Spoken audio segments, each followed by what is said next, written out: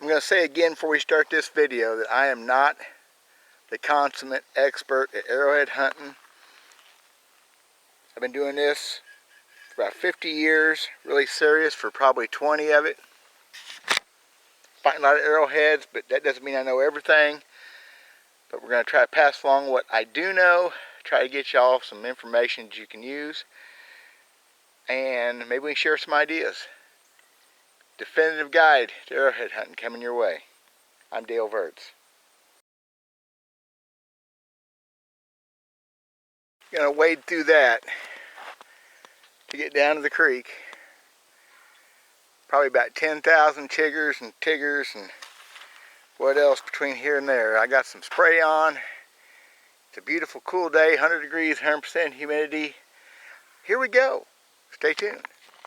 Having a hard time concentrating here between the 100-degree heat, 100% humidity, and the seed ticks, minute, microscopic, little pesky, blood-sucking boogers I walk through, and trying to scrape some of them off of me. I got some bug stuff on, it should help, but we're going to hunt around here for a little bit anyway, now that we're down here. I'm going to talk about some stuff again. Again, one more video. I know it's going to get boring, but you know what? If you're going to learn how to do this stuff, or if I'm going to teach somebody how to do this stuff, you're going to learn the way I learned. And that's through repetition, doing things over and over, and hopefully doing better each time. What this is about location again. A few more details. It's kind of funny. That video I did a few days ago got some good response. Still getting good response. I'm going to kind of pile these things on you. If I keep moving like that, guys, I'm just wiping the sweat off. It is what it is. Can't hardly breathe down here. So I'm breathing hard. It's not from exertion. It's from trying to breathe in all this water. Here is the plan for the next few minutes, besides trying to find some artifacts. I had a comment, and he wasn't being nasty. He was just kind of maybe being a little smart aleck, which is fine. That it said something like, yeah, arrowheads are in creeks, they're in the gravel bars, good information, we agree, and that was it. I think he was definitive guide. This means we're talking about a bunch of new people maybe. People may not know that arrowheads go in creeks. You got to start somewhere.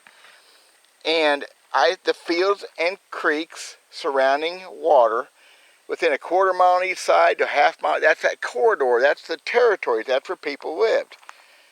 So that's what we're going to do. We're going to hunt the creek bottoms.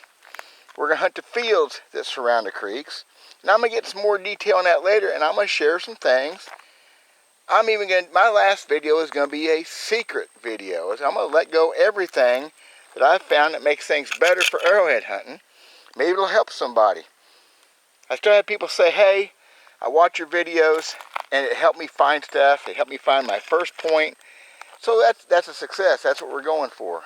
The people who have experience like me or more experience than me can sit back and enjoy it, or not watch it, because they probably don't need to. Now, again, the stuff that I'm doing works for me here in central Missouri, the middle of the Sahara Desert. I guarantee you this would work in Australia. It's the same thing. People had to have the water. So I'm gonna hunt down through here a little bit, and I'm gonna talk a little bit more about location, specific things, and what to look for from a micro version. Macro meaning the whole picture, micro meaning the smaller. We're gonna get sub-micro. That make sense?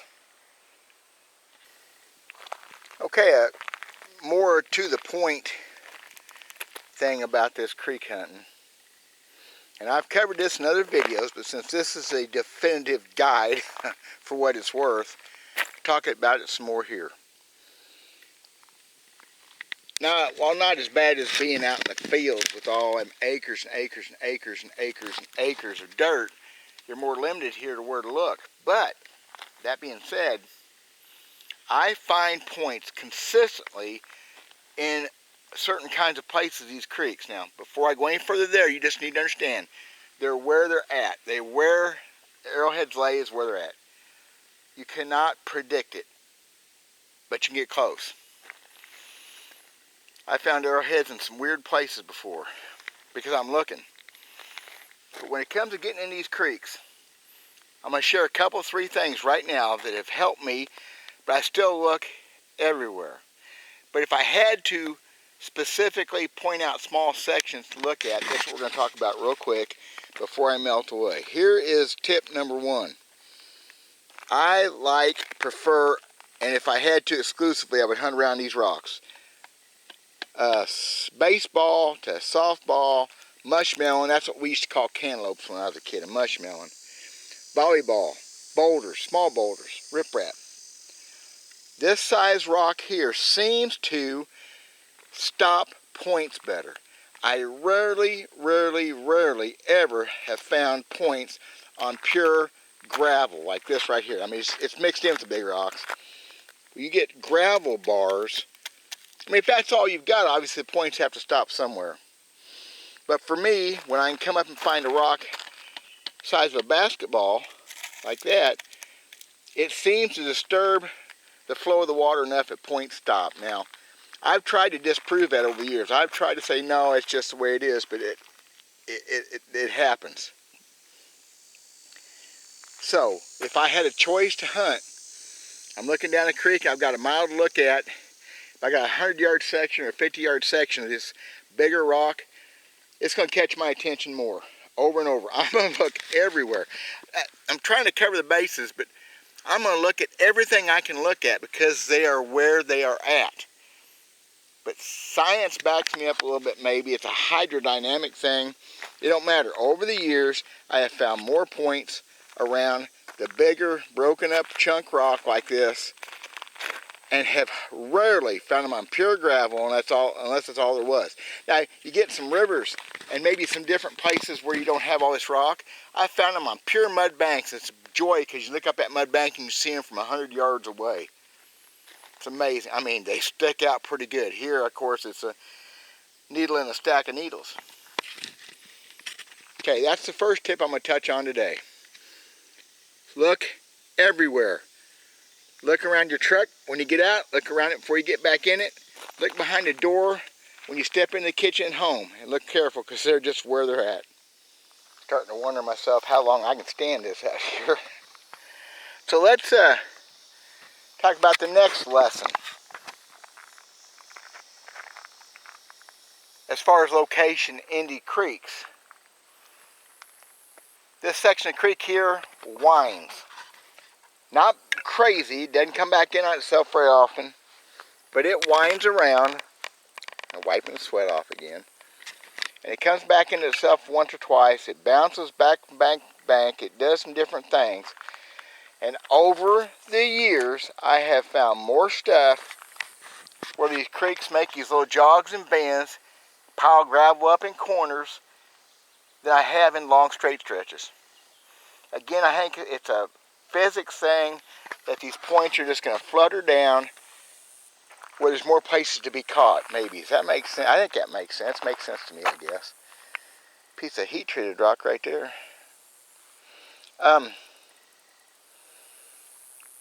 If I had to pick, I would go with a spot that has more turns and bends and islands and broke up places in the creek than I would over a long straight stretch. But just like the kind of rock I'm hunting around, I'm going to hunt long straight stretches too. I've got a straight stretch of creek several miles from here. There's a mile I've never found an arrowhead, ever. Found them on both ends, but I never found them on that mile. It's straight, almost straight as an arrow creek. And I have found tiff and talc pieces on that. The talc and tiff, it's Indian paint rocks, my mom called them. It's what they are. They're marking stones that are always well shaped. They come in 4 or 5 different colors. For whatever reason, I find those in a straight stretch. It's stuff like that boggles the mind, and you don't have to worry about too much, I don't think. If you ever think about too many details, it'll give you a headache if the heat don't get you that well. But I have never found an actual artifact. I found flakes and debitage, but I'm going to still hunt that stretch. Maybe I hunt it too fast now. Maybe I've gotten too used to the fact that I haven't found one there. But I remember hunting this stretch of creek once for a couple of years, didn't find anything, and all of a sudden I went several years in a row finding a lot of stuff here. Things change upstream.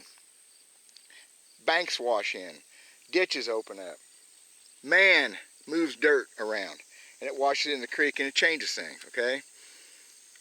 But still, if I had my druthers, I'm going to hunt. The creek makes a almost 90-degree jog here to the east, comes down here, makes a big curve, and comes back around the other end. So it dumps a lot of gravel on this inside. Where it's straight, it doesn't do that. Okay? I found them in straight stretches too, obviously. But that's my next tip for hunting creeks. Rivers, same way. Big old bends have more stuff than long straight stretches. That's been my experience. But you gotta hunt long straight stretches too. How's that for real helpful stuff?